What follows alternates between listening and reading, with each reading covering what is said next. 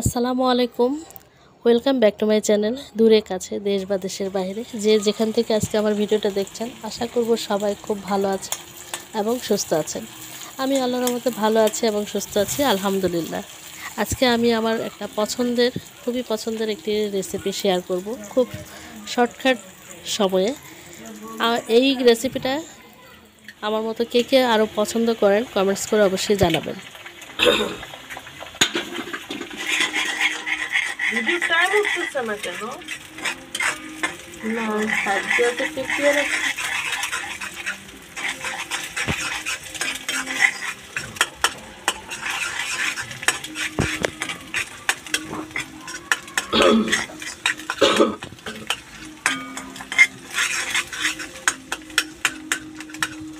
একটু ভালো করে ভেজে নেবেন, তাহলে সুন্দর একটা গ্রান আসে। আপনারা কে কে এই ধরনের ভাজি খান কমেন্টস করে অবশ্যই জানাবেন। এটা একটু ভাজা ভাজা হয়ে গিয়েছে। এ পর্যায়ে আলু এবং এই পুঁই শাকের বিচি পাতা সব একসাথে দিয়ে দিলাম। একটু ভাজা ভাজা করব, খুব সুন্দর একটা ঘ্রাণ আসবে।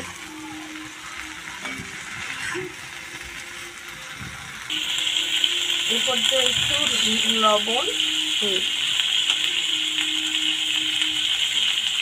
একটু হলুদের গুঁড়া, আরেকটা সমস্যা মরিচের গুঁড়া। কাঁচামরিচ দেওয়া হবে? হ্যাঁ, কাঁচামরিচ দেওয়া হয়েছে। এই যে কাঁচামরিচ এরকম চিড়ে চিড়ে আমি দিয়েছি, সেজন্য বোঝা যাচ্ছে না। এখন এটাকে ভালো করে নাড়াচাড়া করে ঢেকে দেব।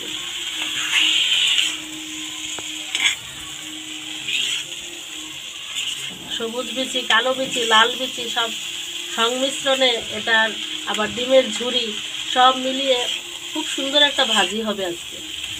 এই ভাজিটা আমরা খুব পছন্দ করি ভাই বোন সবাই।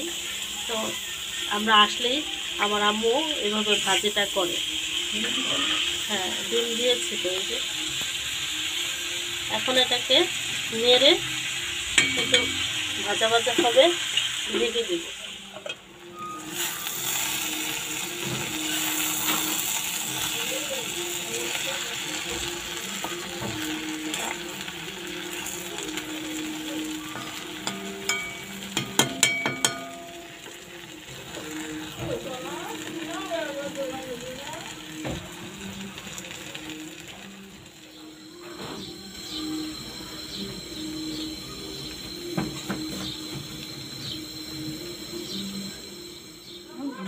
গরম গরম পুঁই ভাজি ভাতের সাথে জাস্ট জমে যাবে।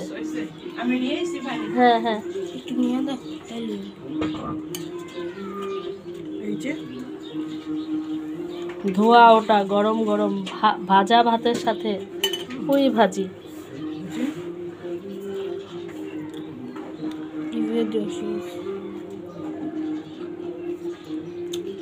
সেই স্বাদ, অসাধারণ, সেই স্বাদ। Mind blowing.